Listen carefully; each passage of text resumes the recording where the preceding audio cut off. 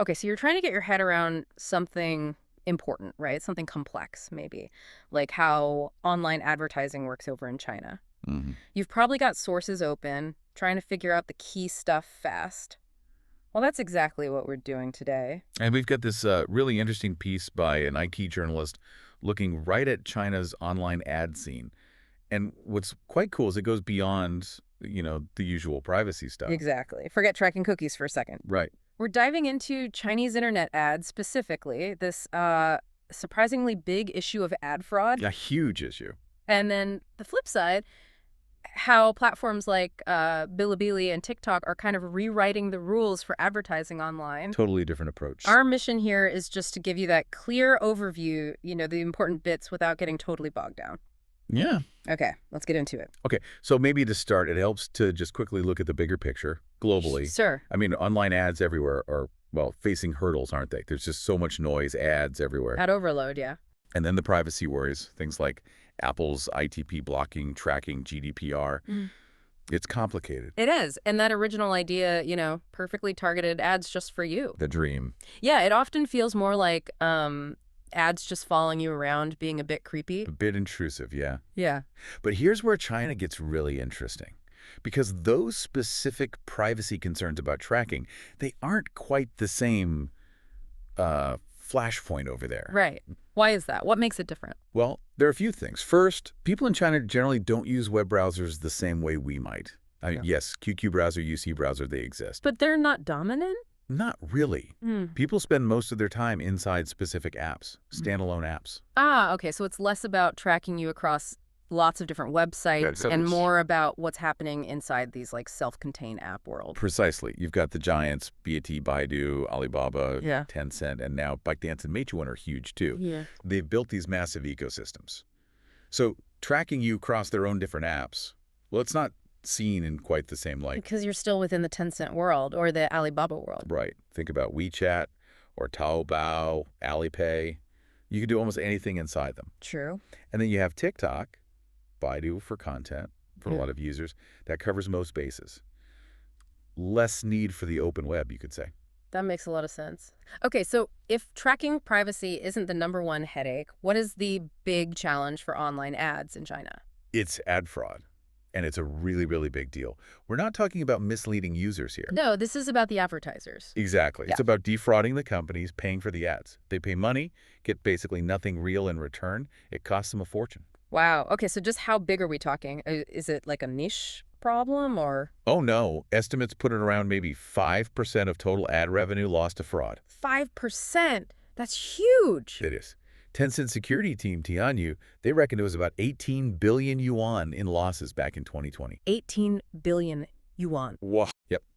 And the article actually says that figure was lower than previous years. Lower. How? Well, maybe effects from the pandemic, but also some government crackdowns, like this Jingwang 2020 initiative trying to clean things up online. Still, 18 billion yuan just vanishing.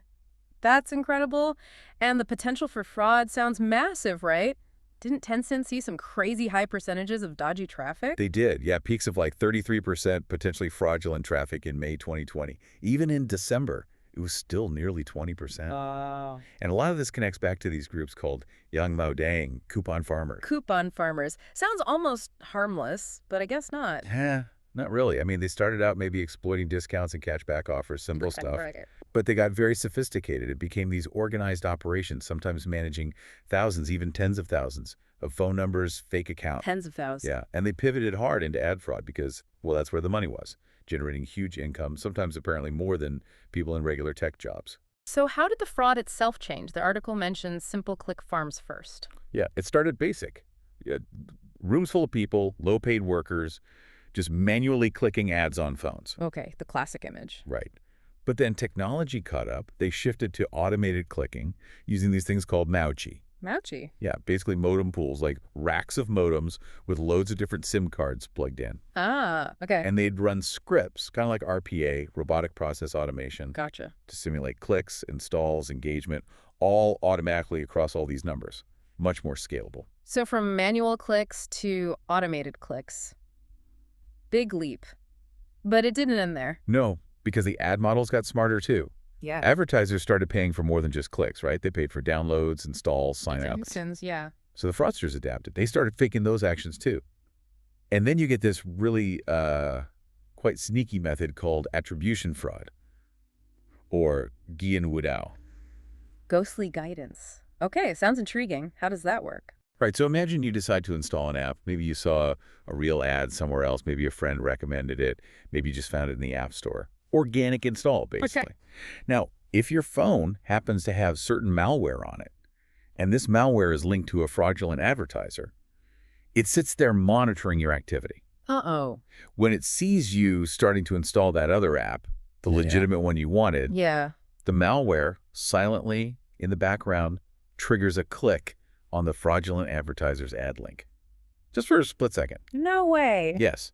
So when app install is complete, the tracking systems look back and say, the last ad click before this install was from Fraudster X. Even though that ad had nothing to do with why I installed it. Exactly. So the advertiser, Fraudster X, gets paid for driving that install, even though they contributed absolute zero value. The install would have happened anyway. Wow. So advertisers are just throwing money away on installs they would have gotten organically or through other channels? Precisely. It totally poisons the well, right? If you can't trust your attribution data, the whole system starts to break down. Yeah, that's a massive problem. Okay, but the article didn't just focus on the problems, did it? It talked about a different way forward. It did. And this is where it gets really interesting, I think. It pivots to talk about content-driven advertising. Right. Bilibili and TikTok. Let's start with Bilibili. What's their deal?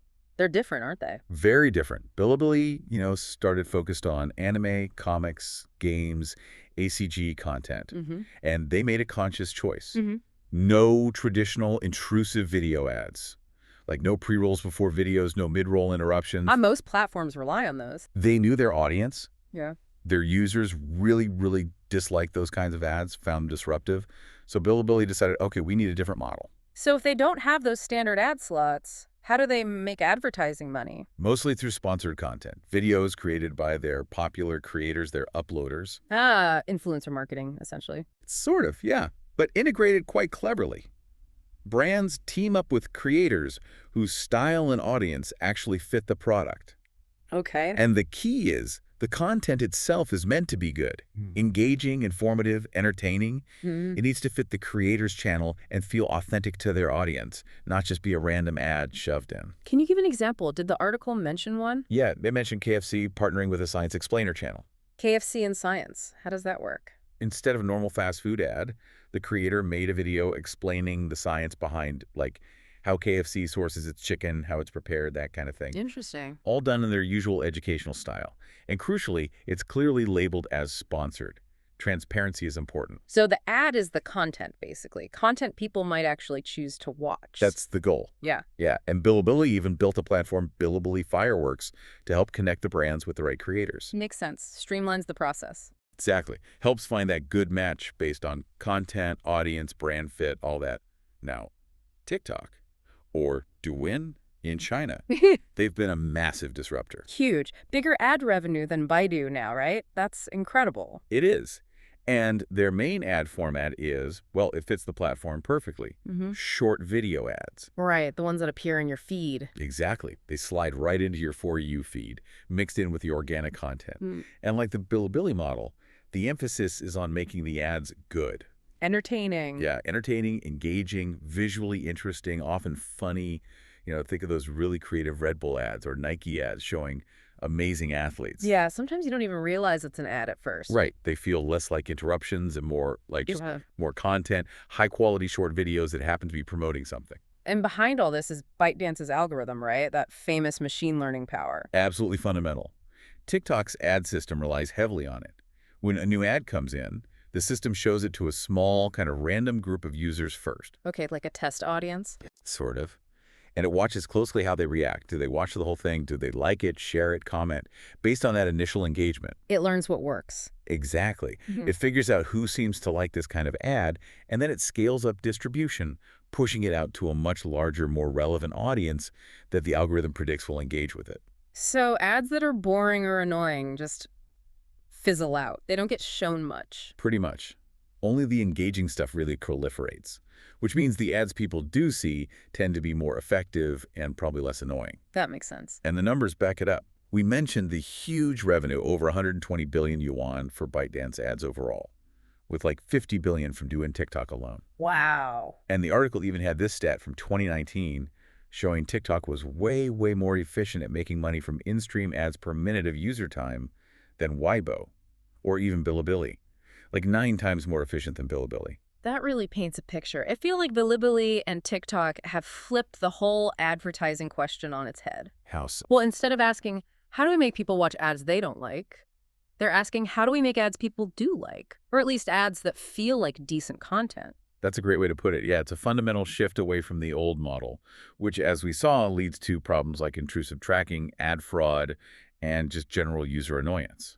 Right? So, yeah, the Chinese ad market seems to be really leaning into these content-first models. It's partly driven by needing to beat the fraudsters, but also about creating ads that actually work better and don't alienate users. Okay, so wrapping this up then, we've seen China's internet structure is quite unique, right? All these super apps mean the ad tracking debate plays out differently than, say, here or in Europe. Definitely.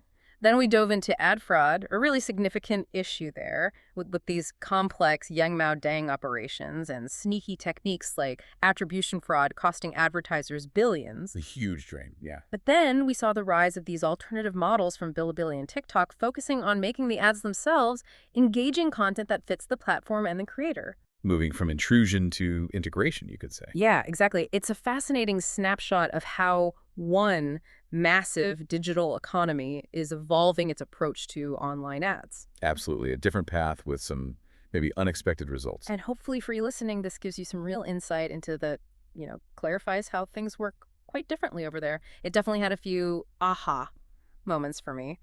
So here's the final thought, something to maybe chew on. Could these content-driven ad models, the ones really taking off in China, actually hold lessons for the rest of the world? Interesting question. I mean, could this be part of the answer to the ad fatigue and the sort of declining effectiveness we see elsewhere? Could making ads more like content be better for everyone, advertisers and us users? Definitely something to think about.